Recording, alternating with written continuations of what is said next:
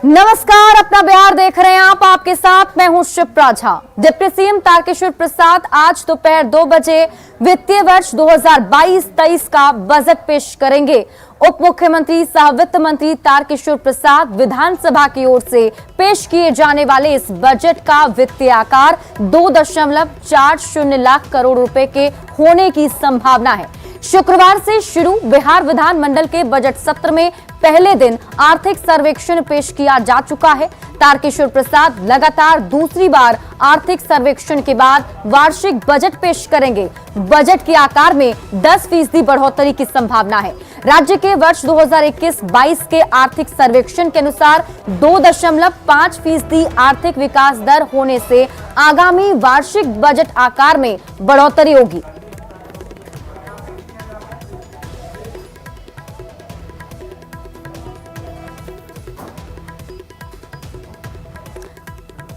अब बिहार बजट का जो शानदार सफर रहा है उसके बारे में हम आपको बताते हैं। पहला बजट कुल 2 करोड़ के घाटे का था, ये आपको हम इतिहास बता रहे हैं। विभिन्न स्रोतों से 28 करोड़ की आय का अनुमान था।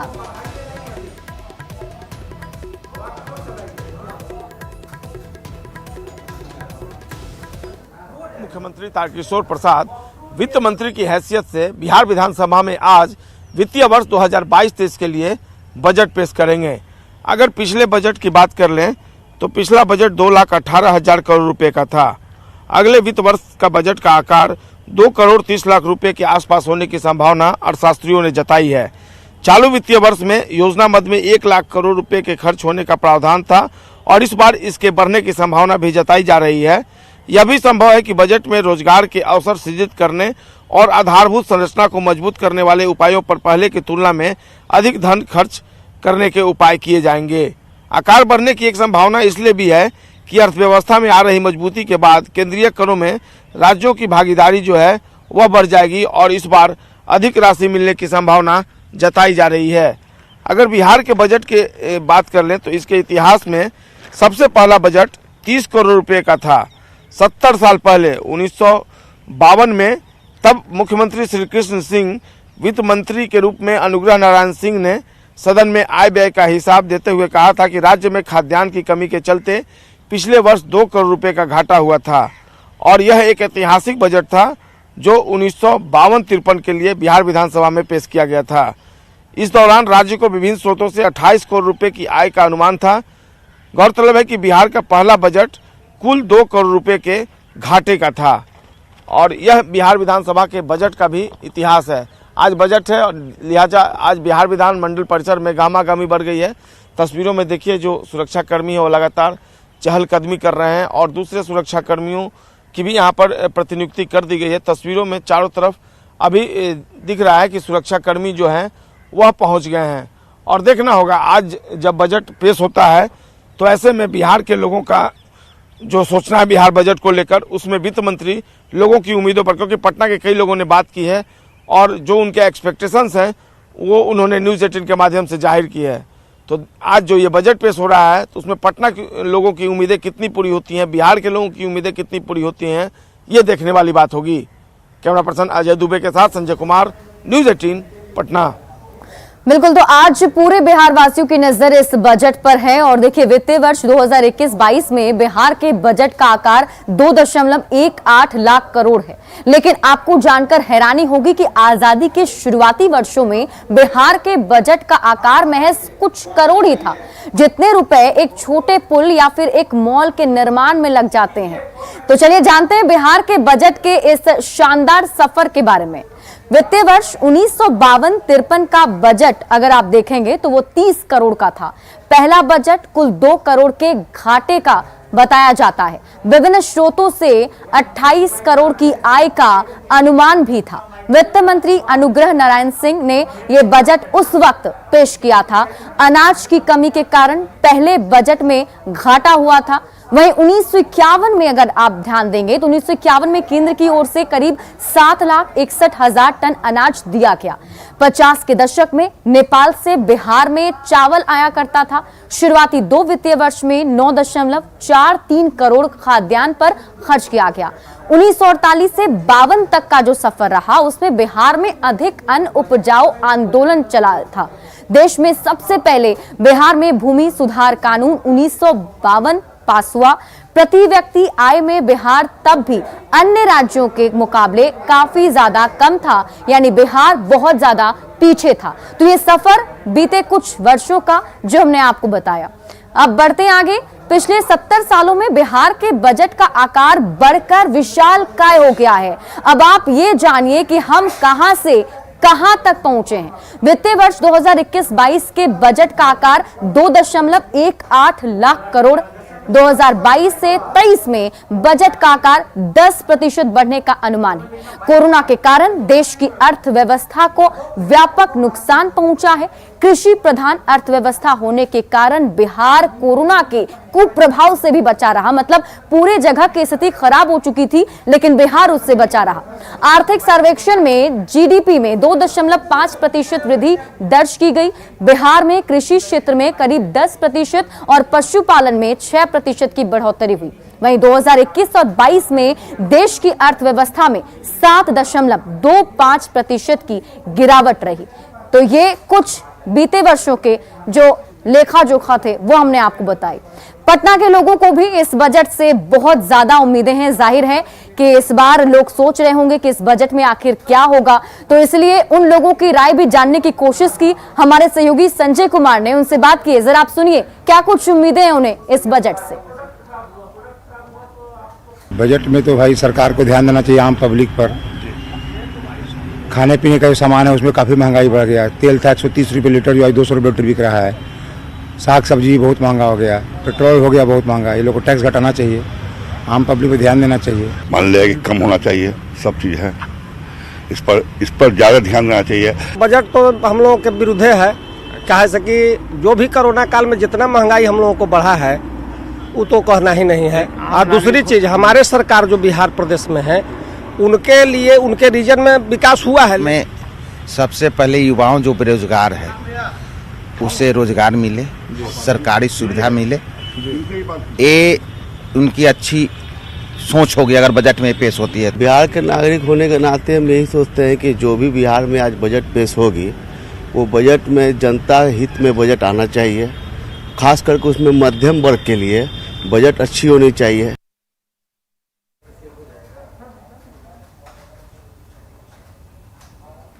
और अब बात यूक्रेन और रूस के बीच चल रहे महायुद्ध की। यूक्रेन संकट पर बड़ी खबर सामने आ रही है। ऑपरेशन गंगा के तहत छात्रों की वापसी जारी है। लगातार भारत सरकार की ओर से छात्रों को वापस लाने की कवायद की जा रही है।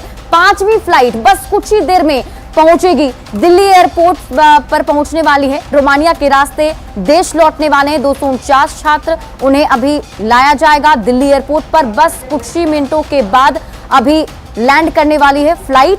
और अभी जो जानकारी मिल रही है उसके मुताबिक इस फ्लाइट में यानी कि 5वीं फ्लाइट में करीब 249 छात्र शामिल हैं।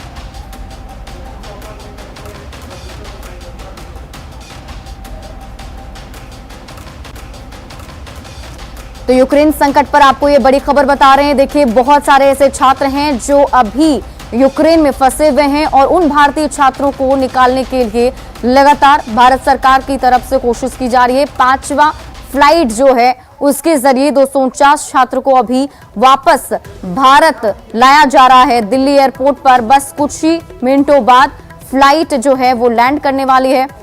आपको बता दें कि इससे पहले 4 फ्लाइट आ चुकी है जिसमें कई सारे छात्रों को वापस लाया गया है, जिनमें बिहार के भी कई सारे छात्र हैं। और लगातार वैसे लोगों की जानकारी भी जुटाने की कोशिश की जा रही है। खासतौर पर अगर आप बिहार की बात करेंगे तो बिहार में कंट्रोल रूम बनाया गया है ताकि वहां पर यह जानकारी जुटाई जा सके कि आखिर कितने ऐसे बिहार के छात्र हैं जो वहां फंसे हुए हैं।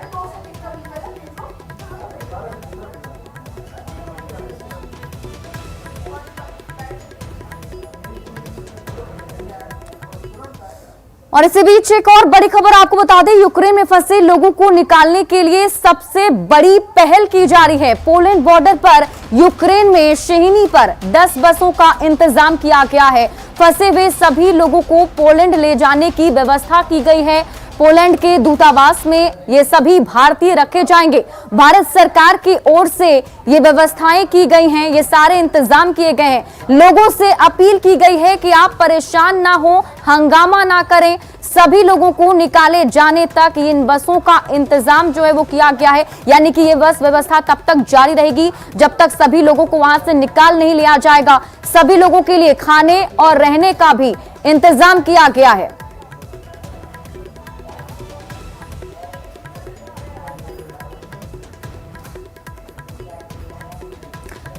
तो देखिए, पोलैंड के दूतावास में रखे जाएंगे जितने भी भारतीय हैं। ये बड़ी पहल अभी की गई है, पोलैंड पहुंचाने की कोशिश की जा रही है भारत सरकार की ओर से। इतने भारतीय वहां पर फंसे हुए हैं और लोगों से लगातार अपील भी की जा रही है कि आप परेशान ना हो, हंगामा ना करें, क्योंकि लगातार कई सारे लोग जो है वो वीडियो के जरिए, वीडियो संदेश के जरिए वहां के हालात को बता रहे हैं और अपनी जानकारी सरकार को दे रहे हैं, साथ ही साथ मदद की गुहार लगा रहे हैं। अब आपको दिखाते हैं पोलैंड में बने शेल्टर होम की कुछ तस्वीरें। भारतीय दूतावास की ओर से ये शेल्टर वहां पर बनाए गए हैं जहां छात्रों के लिए जरूरी सभी इंतजाम किए गए हैं। यूक्रेन से जिन छात्रों को बसों में भरकर लाया जा रहा है, उन छात्रों को यहां पर रखा जा रहा है और यहां से इन्हें फिर भारत भेजा जाएगा। ऐसे में छात्रों को अफरा तफरी करने और पैनिक होने की कोई भी जरूरत नहीं है।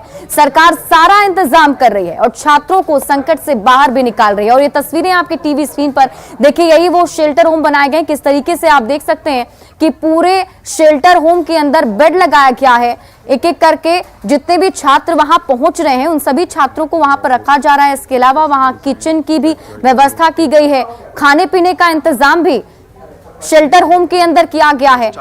और जितने भी छात्र हैं उनसे बस यही अपील कि वो पैनिक ना हो।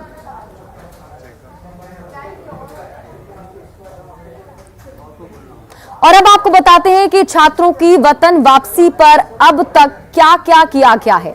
सबसे पहले बात पहली फ्लाइट की करेंगे तो पहली फ्लाइट रोमानिया के बुकारेस्ट से मुंबई पहुंची। ये पहली फ्लाइट थी। रोमानिया के बुकारेस्ट के रास्ते 219 छात्र मुंबई पहुंचे। वहीं दूसरी फ्लाइट की अगर बात की जाए तो रोमानिया के रास्ते ये फ्लाइट दिल्ली पहुंची थी और अगर इस फ्लाइट की बात की जाए तो इसके अंदर करीब 250 छात्र शामिल थे। तीसरी फ्लाइट हंगरी के बुडापेस्ट से दिल्ली पहुंची थी। ऑपरेशन गंगा के तहत इस फ्लाइट में 240 भारतीय छात्र दिल्ली पहुंचे थे। वहीं चौथी फ्लाइट बुडापेस्ट से फ्लाइट थी जो दिल्ली पहुंची। चौथी फ्लाइट में करीब 198 भारतीय छात्र सवार थे। वहीं पांचवी फ्लाइट जिसकी बात हम भी कर रहे हैं और इसका इंतजार किया जा रहा है, दिल्ली एयरपोर्ट पर ये पहुंच रही है। बस कुछ ही मिनटों का इंतजार है। रोमानिया के रास्ते ये सभी बच्चे जिसमें शामिल हैं 249 छात्र, वो बस कुछ ही देर बाद दिल्ली एयरपोर्ट पर लैंड करने वाले हैं। कोरोना की तीसरी लहर के बाद पटना में एयरपोर्ट पर यात्रियों की संख्या बढ़ने लगी है। 2500 से लेकर 3000 तक का यात्रियों का आंकड़ा अब 12000 तक पहुंच गया है। हमारी एक खास रिपोर्ट देखिए। कोरोना की तीसरी लहर खत्म होने के बाद पटना के जयप्रकाश नारायण इंटरनेशनल एयरपोर्ट से यात्रियों की संख्या अब धीरे धीरे बढ़कर दोगुनी हो गई है। जो जानकारी मिली है उसके अनुसार तीसरी लहर के दौरान सोमवार से शुक्रवार तक आने जाने वाले हवाई यात्रियों की संख्या तकरीबन 2500 से 3000 के भीतर ही हुआ करती थी। इसके अलावा शनिवार और रविवार और छुट्टी के दिनों की बात कर लें तो यह संख्या बढ़कर 5 से 6000 तक पहुंचती थी, लेकिन अब यह आंकड़ा हर दिन 12000 के आसपास पहुंच रहा है। यात्रियों की संख्या बढ़ने का असर विमानों के परिचालन पर भी देखने को मिल रहा है। यात्रियों की संख्या अधिक होने की वजह से अब विमानों का कैंसिल करने और 2 या 3 फ्लाइटों के यात्रियों को एक ही विमान में रिशेड्यूल कर भेजने का जो प्रचलन था वह अब धीरे धीरे खत्म हो गया है। रद्द होने वाले विमानों की संख्या भी अब पहले की तुलना में काफी घट गई है। अब तो जो परिचालित होने वाले विमान हैं उनकी संख्या भी बढ़कर 30-32 से 40 तक हो गई है। इससे कैंसिलेशन से यात्रियों को होने वाली जो परेशानियां थीं उससे निजात मिल गई है। और निश्चित तौर पर पटना एयरपोर्ट के लिए एक सुखद तस्वीर है कि धीरे धीरे कोरोना पीरियड खत्म होने के बाद फिर से पहले की तरह जो माहौल था वह बनने लगा है और सुबह से शाम तक अब 10 से 12 हजार अगर यात्री पटना एयरपोर्ट से दूसरे जगहों के लिए हवाई यात्रा करते हैं तो निश्चित तौर पर यह एक सुखद अनुभूति देने वाली बात है। कैमरा पर्सन अजय दुबे के साथ संजय कुमार, न्यूज़ 18 पटना। मधेपुरा के गोरपार गांव के सतीश कुमार साहिल यूक्रेन से वापस अपने घर लौट आए हैं। सतीश के पहुंचने पर घर के सदस्यों ने जमकर खुशियां मनाई। सतीश 2018 में यूक्रेन मेडिकल की पढ़ाई करने गया था। सतीश ने सरकार से वहां फंसे छात्रों को वापस लाने की अपील की। देखिए संवाददाता तुरबसो की रिपोर्ट।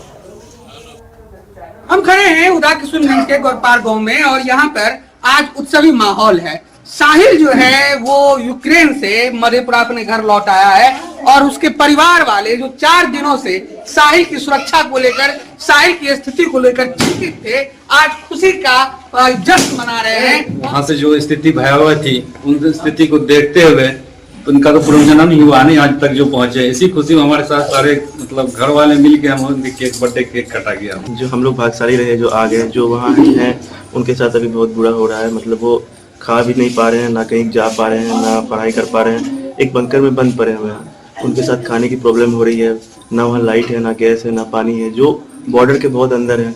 हम आप लोगों से ये विनती करते हैं जो भी वहाँ पे बच गए हैं, सरकार से आप लोग अपील कीजिए जल्द से जल्द उन लोगों को वहाँ से रेस्क्यू किया जाए और भारत लाया जाए। मेरा बेटा घर चला आया, आज तो आप खाना खाएंगी।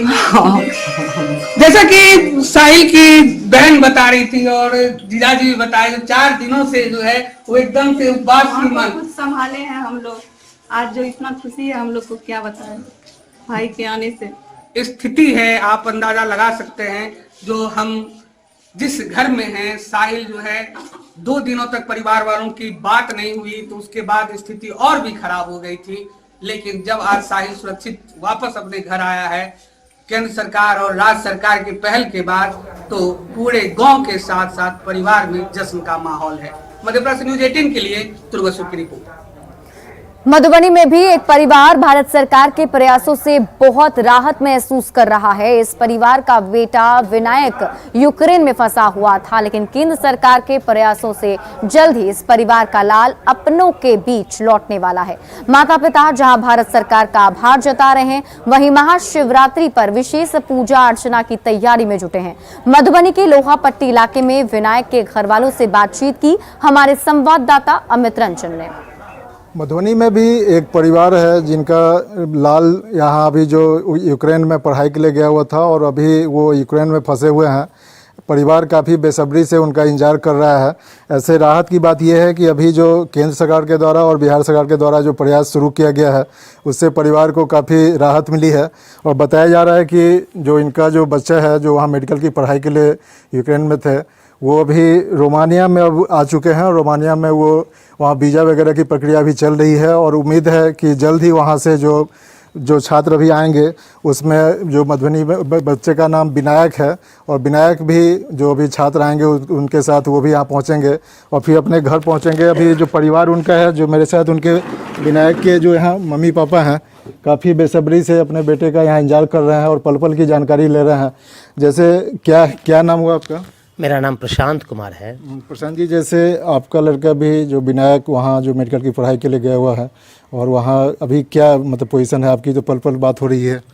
अभी का पोजीशन तो थोड़ा राहत का है क्योंकि वो जब यूक्रेन से निकल करके और भारत सरकार का जो सराहनीय कदम हुआ उस पर जो यूक्रेन से निकालने की बात हुई और उस पर वो लड़का यूक्रेन से निकल करके रोमानिया की ओर प्रस्थान किया तो थोड़ा राहत मिला। बहुत खुशी लग रहा है कि अब आ जाएगा और वहाँ पे सुरक्षित पहुँच गया है, तो अब तो उम्मीद है कि आ ही जाएगा अच्छा से। अब 3-4 दिन जो भी लगेगा तो हम लोग उसके इंतजार में है कि कब आए।